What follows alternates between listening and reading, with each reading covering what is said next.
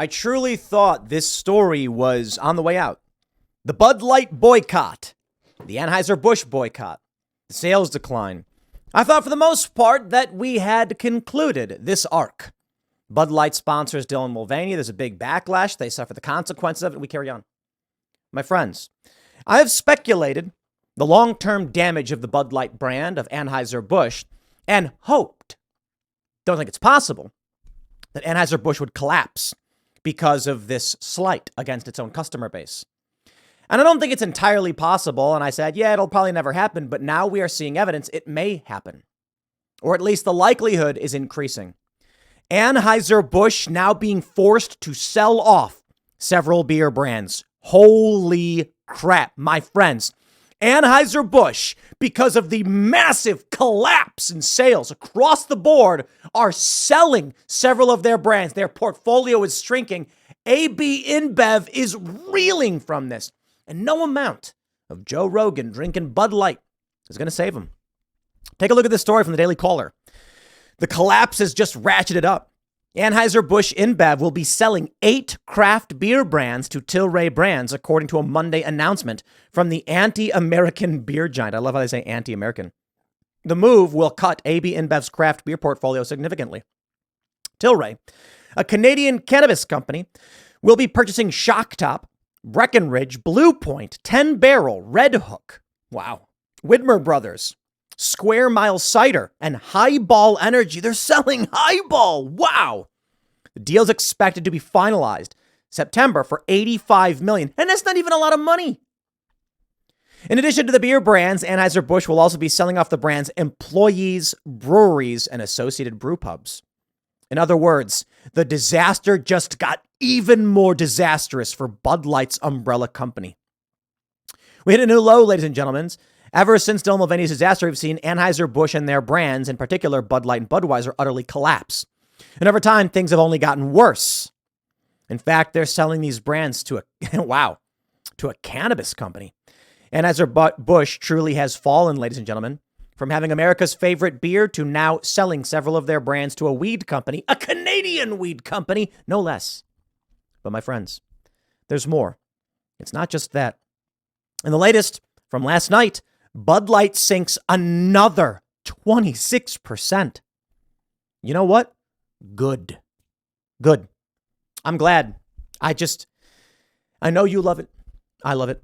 Because I can tell you this, Anheuser-Busch could have apologized. They could have said, we should have never sponsored this person. Have a nice day. Instead, they said, screw you. You're stupid. Take a look at this horse running towards New York City. Boy, how much they insult all of us. Now, okay, to be fair, I don't drink their garbage piss water. I don't drink beer as it is. What is it? I actually don't drink very often. I typically do not drink, but when I do, I prefer Yuengling. Thought I was going to say something else, huh? New York Post says, Bud Light sales continued to tank in the wake of the Dylan Mulvaney fiasco, while the tarnished brand's rivals keep swiping away at market share, according to the latest data. The Anheuser-Busch's brand sales plunged by 25.9% during the week ending July 29th, extending the downward spiral since Bud Light's ill-fated tie-up with Dylan Mulvaney. Bud Light has been dethroned. Now we've got Modelo Especial, and you know what? I'm a big fan of Modelo as well. No, for real, I like Yuengling. It really is fantastic. If I'm going to be having any kind of beer, it's typically that. And depending, I actually like Modelo quite a bit. So I'm not a big beer drinker, but for a variety of reasons, Yuengling tends to be the beer of choice, mainly because they posted a picture of a beer in front of an American flag. You can't really get them outside of the East Coast and Pennsylvania and stuff like that. And so Modelo is a good number 2, depending on where I'm at. They say Bud Light controls an 8.4% market share, compared with Modelo's 8.2%. The Constellation-owned brand, which posted a 14.8% increase in sales. Wow! Modelo is up 15% last week. Isn't the only beneficiary of Bud Light's demise. Coors Light's up 20%, Miller Lite 19.25%, and Yuengling is up 22.5%. Yuengling, you gotta start distributing your beer nationwide. Everybody loves you. There was this event where Yuengling sponsors a venue. The venue is having an all-ages drag show. Viewers of Timcast IRL commented like, hey, what's up? I tweeted about it. Yingling immediately comes out and they're like, hey, we just sponsored the venue, not the event, but we talked to them. They're going to make it 18 plus. And we were like, dude, Yingling, you rock. Because we're not here to tell people they can't have drag shows. We're here to say this is not appropriate for kids. Stop the erosion. Right? And so they just said, okay, adults only. And we were like, based. Good. Anheuser-Busch reported that revenue has taken a nearly $400 million hit since the backlash began in its latest quarterly earning released last week. The situation hasn't gotten any worse, nor has it gotten better for Bud Light, Williams said. On July 27th, Anheuser-Busch laid off 400 employees, 2% of its workforce, due to restructuring. Anheuser-Busch CEO said, while we never take these decisions lightly, we want to ensure that our organization continues to be set for future long-term success. Well, too bad. Many Anheuser-Busch distributors say they don't expect to win back customers who have left. Consumers have made a choice. An executive at a Texas-based beer distributor who did not want to be identified told the Post.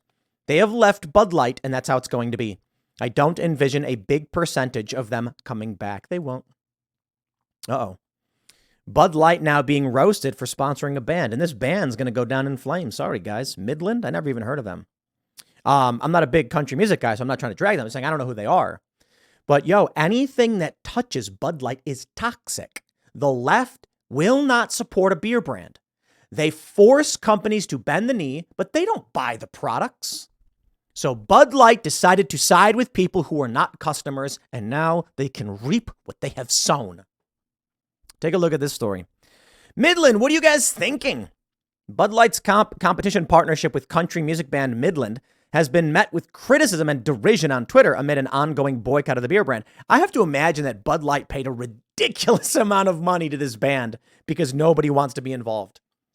The beer brand has been under fire since the beginning of April, since we all know. So here's the ad. Bud Light Backyard Tour. Enter for a chance to win 2 concert tickets. Midland, Oklahoma City, August 15th. Now, I don't know much about these here fellers. They look like they're quite dapper with their fancy little cowboy suits. And he's got a toothpick, I think, in his hand. And maybe they're cool dudes. I don't know. But, you're burning yourself to the ground, Midland. What are you doing? Look at this one. Quote, just canceled my tickets. An ex-subscriber commented, Bud Light being a sponsor, I am out. Refund time. Another person responded by sharing a clip of 2 Bud Light bottles described as a few stragglers in the basement fridge being smashed with a brick. While the majority of the comments toward Bud Light appeared to have been negative, some users expressed their excitement for the competition. I don't know who Midland is. Do you guys know? Let me look up Midland band. And I'm not familiar. And again, I'm not saying that to drag them or anything like that. Maybe you guys know who they are. Here's Midland. American country music group formed in 2014 in Dripping Springs, Texas. They got Mark Weistrach. They were formed 2016. The trio signed to Big Machine Records. And I don't know anything about them. They got any big hits? Hey, look at this one. They have a studio album called Let It Roll. Peaked at number 16. Good for them, man. No, for real, I mean it. On the Rocks peaked at number 20. That's fantastic. Here we go. Their latest album released. It did not chart. It did hit the country music charts at 37. And I wonder if that's it right there. So this was released May 6, 2022. Their first album was number 2 in the country category. Number 1 in country. Number 20, their first album in the U.S. for all albums. That's amazing. They sold 112,000 copies, certified gold. Their second album reached number 16, but only sold 41,000 copies. Whoa! Think about what that means. That's kind of crazy, actually. They improved, but sold less. People aren't buying albums anymore. That's crazy. And their last, but here's the crazy thing, and this explains it. All right, I'm going to have to rag on these guys a little bit. If you only needed 41,000 sales to reach number 16, and it's going down, the amount of sales you need to reach higher in the charts is going down, and you released an album on May 6th on the same label, and you did not chart at all, I think this band is struggling, and so they're willing to take whatever they can get, and that means Bud Light. But my guys, if you had come out critical of Bud Light, you probably would have sold more albums. All you did is kick yourselves when you're already down. But I don't know, man. I got no beef. Look, you guys want to align yourself with this awful brand that nobody likes? You go ahead and do it, man. Like, good luck to all you guys. I really do mean it. And I'll just tell you this. It's time to push back. That's why we're saying no to Bud Light. That's why we're supporting alternatives. That's why we support Public Square. Download the Public Square app. Because you got companies. I got this right here. Let me grab this right here. I'll tell you what's all about. It's all about this right here. Anthem Jerky. See, I went on Public Square. I said, we need snacks. You know, I see this jerky company, veteran owned, on Public Square supporting American values. I bought a couple $1,000s worth for the company so that people, because we have snacks for guests, like you got to have food and drinks for when people are hanging out. You can't just have nothing, right? And so we go with Anthem. And I'll tell you this, you want to support music? Find bands that are not woke. Phil from All That Remains, regular on Timcast IRL. If you like, and we got music too. Timcast music on YouTube. Check out our songs. We got more songs coming out. We don't have to, I'm not going to sit here and tell you that we're the best music in the world. I'm going to tell you we have the best products in the world. Go to castbrew.com, buy our coffee. I'm going to tell you that we are building it, that we are pushing back against these companies. We will create an alternative and parallel economy and give you options. Many of you may say, Tim, your coffee sucks and I hate your music. So be it. You're allowed to not like it. And many of you may say, you know what, I do like it. You know what that means? Those of you that like our Cast Brew coffee and listen to Timcast music, that's one less person not buying from the woke companies. One less person not listening to woke music. And that's how we win. Grains of sand, they make the heap. I'll leave it there. Next segment's coming up at 6 p.m. on this channel. Thanks for hanging out, and I'll see you all then.